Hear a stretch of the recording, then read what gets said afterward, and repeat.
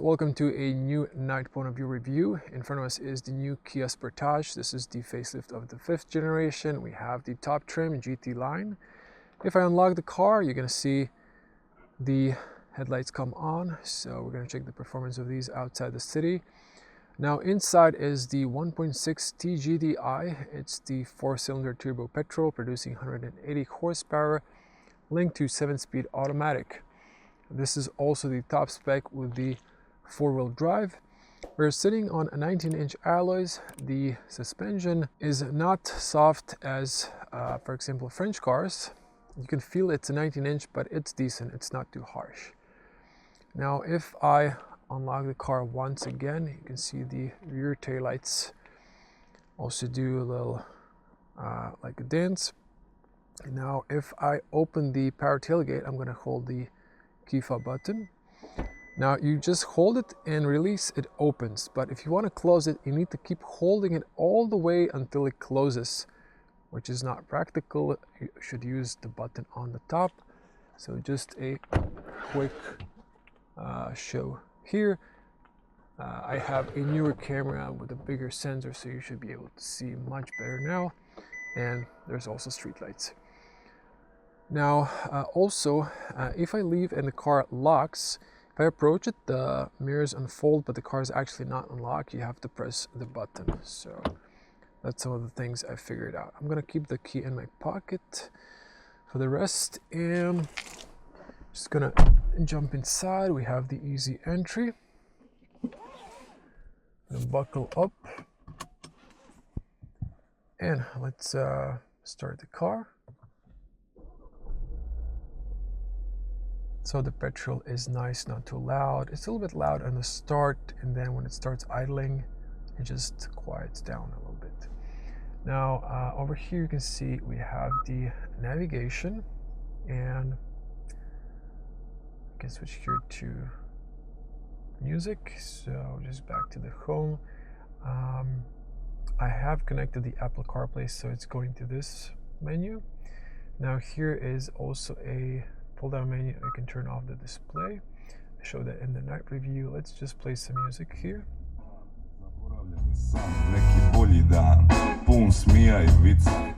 You can press here to mute. It's mostly domestic music at this late hour. Let me see, maybe here is sometimes.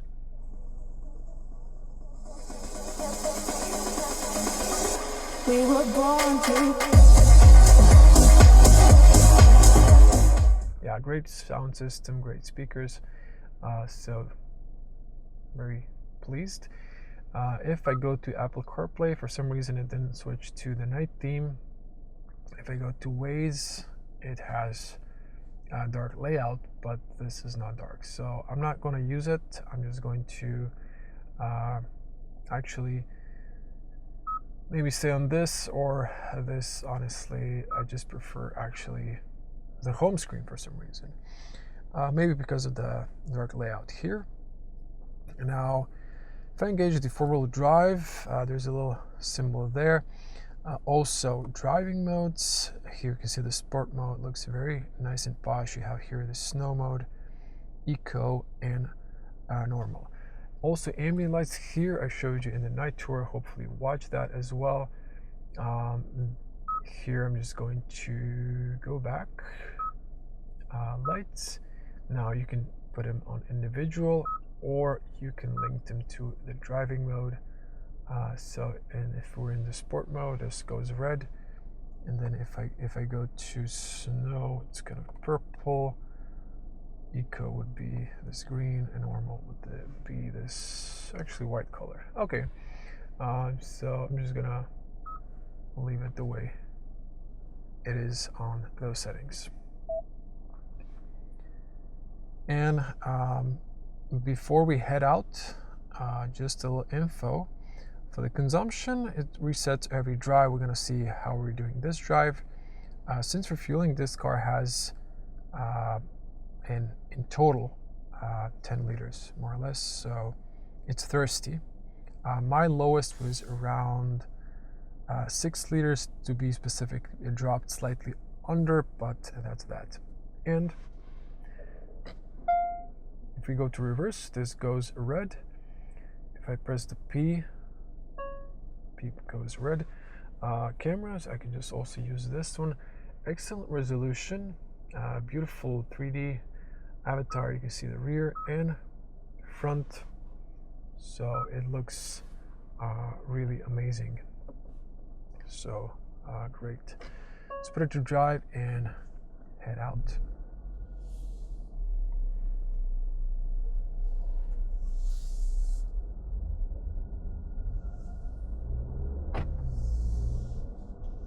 Okay, I'm going to remove the fuel consumption info here. We're going to check it out later. So just going to put it to digital speedo. Now we have it all over the place. You can also see hopefully the heads-up display, which looks amazing, by the way. Once you get used to looking at it, you're not even watching the digital cockpit anymore. It is late hours, so no traffic here, but I'll also have to mention these A-pillars are great. They're not too obstructive. They're fairly thin. You have the small window, so it's safe for pedestrians on the side. Okay, big SUV. Sportage is great looking, family-oriented SUV, fairly spacious, good cargo space, very good seating position. Yes, you're tall in the SUV in general, but even the seating position is a bit taller, and you can see excellent around you. The side mirrors are nice and big. Good overview for the rear mirror, and it's redefined. The interior was already great in the 5th generation, but they improved the new infotainment. They've changed the digital cockpit a little bit as well, and these computers work faster. The aid system for the ADAS also work better. The cruise control and lane assist works great. So in general, the car is improved. What's also improved is the price. A little sarcasm, but yeah, the prices went up, and we're gonna come back to that later at the end of the video, where I'm gonna sum up my impressions. But this is of course the top spec, and it's usually the most expensive. In this case, it's 1,000 euros, 500. Yeah, pricey for Sportage, if we're being honest. But the entry price in Croatia starts at 33,300 for the petrol. It's just 150 horsepower, front-wheel drive with a 6-speed manual. Yes, there will be a plug-in hybrid, which is interesting. But what's the most interesting, they returned the diesel. It's only 136 horsepower, but it's a mild hybrid, and it might feel almost like 150. So I'm curious if they're going to register that as a press car, because I would love to test that. That should have better fuel consumption, because diesel is, if we're being honest, more fuel efficient for an SUV. I'm just gonna pop the menu here, and I'm going to disengage this one. So this camera is sometimes picking up some different speed limits on the side, which is really not correct, and it just shows wrong speed limits. Here you can see sometimes the GPS, but it's also sometimes inaccurate or outdated. And green arrow. So one of the reasons why this is always beeping, because of the new EU regulations, it must notify you by sound of a speed change. Okay, let's talk about this specific model. Now, 180 horsepower is great, maybe a little bit more than necessary for this. I think 150 would be just fine. The extra 30 horsepower is, of course, very much welcomed, but it's a little bit more thirstier. Now, the steering is nice and precise, and I'm in normal driving mode. If if I switch to sport mode, it is more precise and more direct. So I'm going back to normal mode, or normal driving mode. Now the heads-up display looks beautiful and gorgeous. And what else? The brakes are not too aggressive. I would say they're just in the center, normal, not too aggressive, not too late, so just your standard brakes. You can see the headlights here a little bit, really good bright beam and cold lights, so this is good for late night driving because you're more focused. With a cold light, with a warm light, you're just more relaxed and it's easier for you to fall asleep. With the cold lights, it should keep you awake and more focused. Now, passing through some imperfections here, and yeah, you can feel the 19-inch, but it's generally quite good, comfortable, but not as comfortable as I'd like on some French cars. I really love French cars. Their comfort is amazing. But this is really solid. I have to say, really good comfort, so I can't criticize it.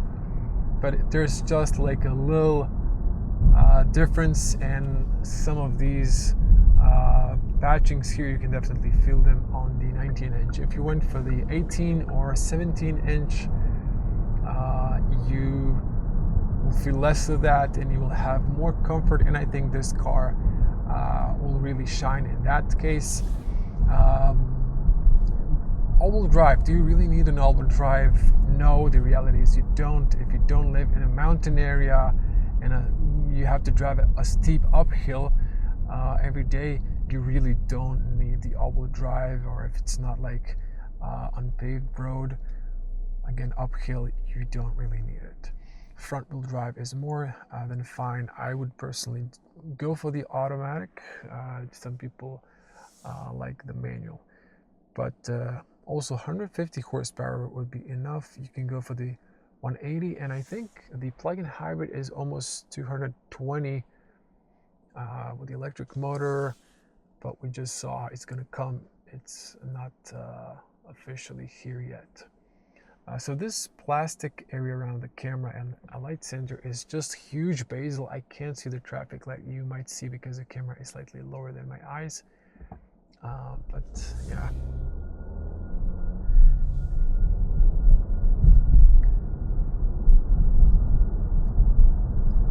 This car has auto hold feature, which is great. All the goodies. And I've showed you in the day when you're driving the blind spot feature here. But if you engage it on digital cockpit, you can't see it in the side mirrors. And I prefer to use side mirrors. It's a good habit because sometimes, okay, this is good with the cameras, but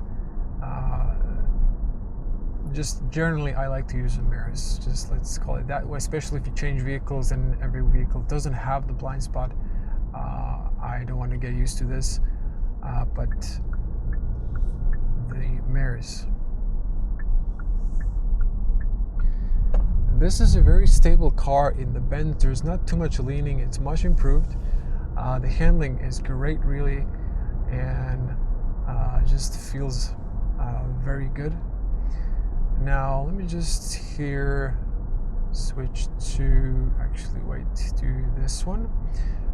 Drive power distribution. Here you can see actually the all-wheel drive is engaged actually, despite that I didn't engage the four-wheel drive lock.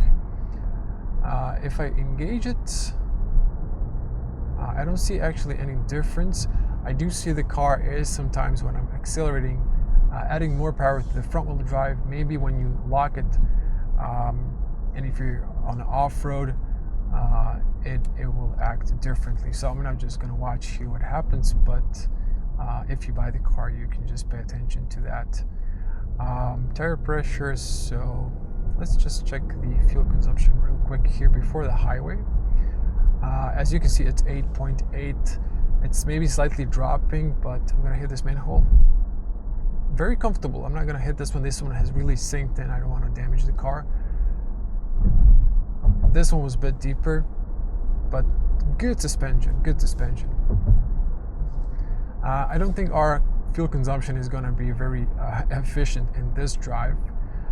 We're 9 liters, but we're going to get on the highway. We're gonna just a little bit push it in sport mode, so it's just gonna go up anyways.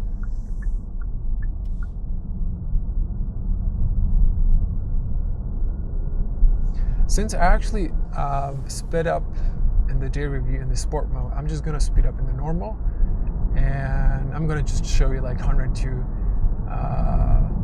130 in the sport mode later on. Also focus on the LED headlights. Just going a little bit faster here, but the car slightly leaning, but very stable, very confident.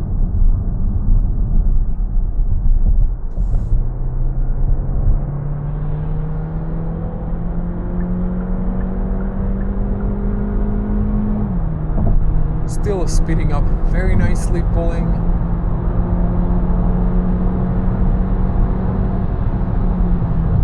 Okay, I'm gonna reduce my speed.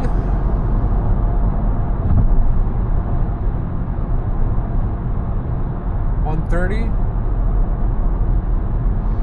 Now at 130, it's an SUV. There's a little wind noise coming from the side mirrors, A-pillars. If we slow down to 100,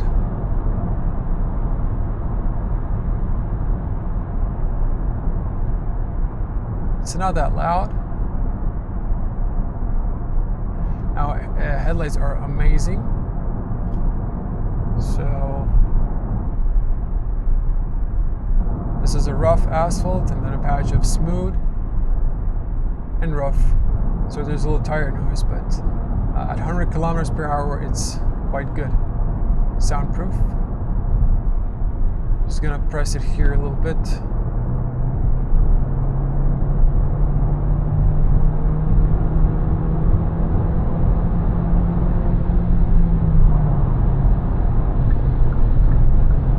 So it just pulls very nicely.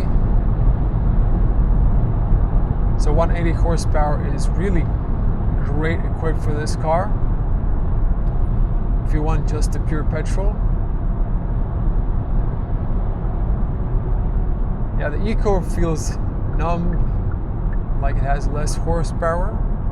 But if you want to be more economical, you can do that. Okay, I will engage the cruise control. Now you can see it's green, and if I switch to this one, it keeps me in the lane. Now I can play with the speed. I can just push it to the right, but no, it's going to correct me, keep me in the middle. I can play with the distance. Distance 1, 4, so there's 4 distances. It's going to start braking if I come closer to that semi, but I'm just going to change the lane. I've used the turn signal. Now I'm just touching the steering wheel. The car is changing the lane for me. So that's amazing. This is the feature I haven't shown you in the day point of view driving because some of the journalists disabled that feature. But this is actually an excellent feature. I'm going to speed up here a little bit just to overtake this semi before my exit. So amazing feature. That's standard. You can see here the semi as well in the heads-up display. Hopefully you can see that. Now I'm using just the turn signal. I'm not turning the steering wheel. I'm just keeping my hands on it because the car needs to know you're in control. But this, let's call it an autopilot, works amazing. Now my Tesla costs almost as this car, a little bit more, and the basic autopilot cannot change lane without the additional trim that I didn't want to pay for because it's ridiculously expensive. You can also see the blind spot in the heads-up display and in the, when I'm exiting here, I'm just going to disengage.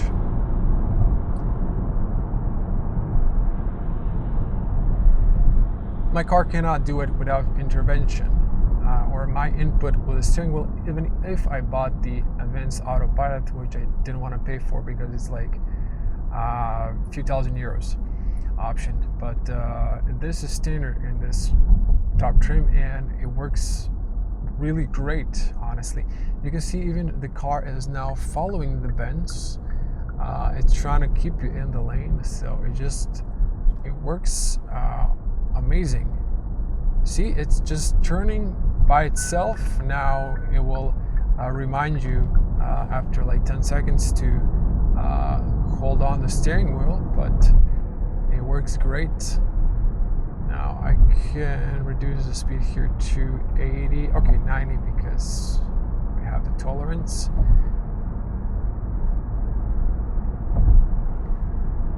So it's still keeping me in the lane,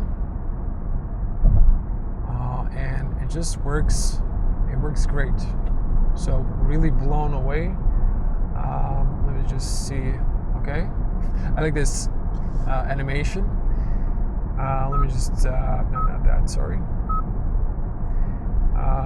Wanted to put Waze on.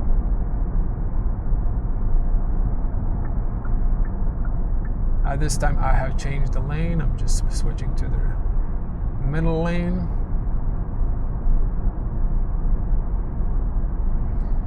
So there's this like autopilot off, but if I engage, it has this green line in the center of the digital cockpit.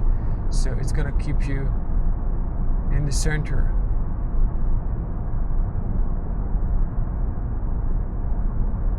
So at 90 kilometers per hour, really not too loud car. Really comfortable cruising machine. I'm gonna press the brake here and disengage. So it keeps me in the center. Now I can disengage it, but it's a really clever feature, if I'm being honest.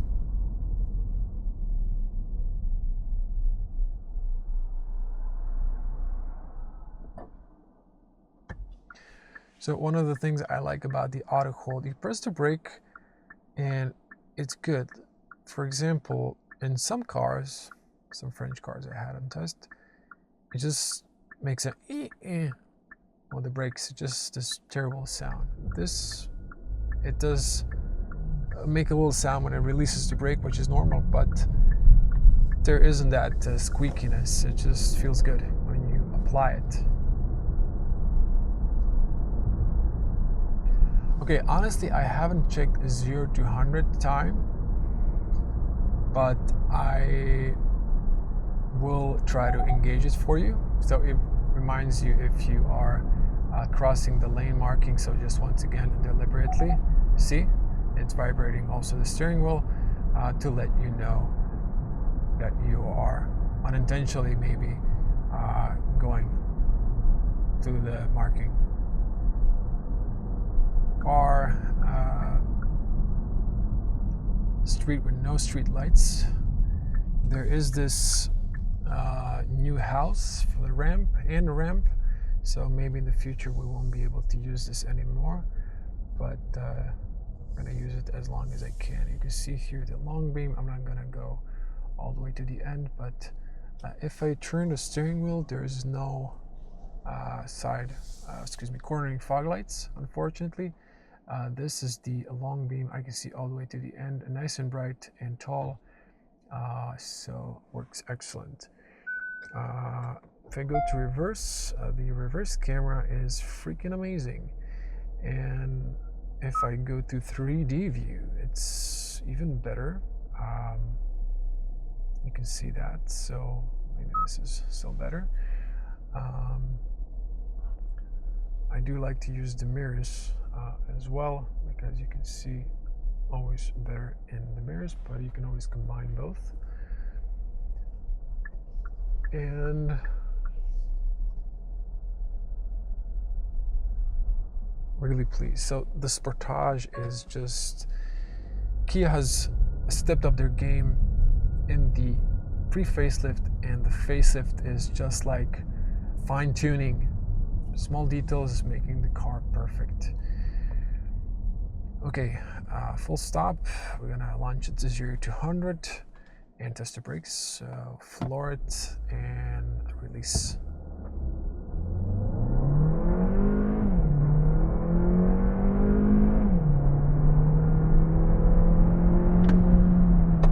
Brake test. Okay, so I have a backpack in the back. So hazards have engaged, which is great. They don't disengage when you start driving automatically, but overall, nice pull, 0 to 100. I can't say if this was like close to 8 seconds, maybe something in between 8 and 9, but very nice pull. There is this on the few shifts, like there's like a turbo gap, like on 120, if you're speeding up to 130, there is this like turbo gap a little bit, but it's just maybe just shifting gears as well, so nothing really that's concerning or bad. It's just the way the petrol works. I'm kind of used to now to electric cars. We have even now more electric cars in test as well, so I prefer the smooth instant acceleration without the gear changes, but this is the old classic now. I mean, not old, but classic. Let's just call it classic petrols. So that's completely normal.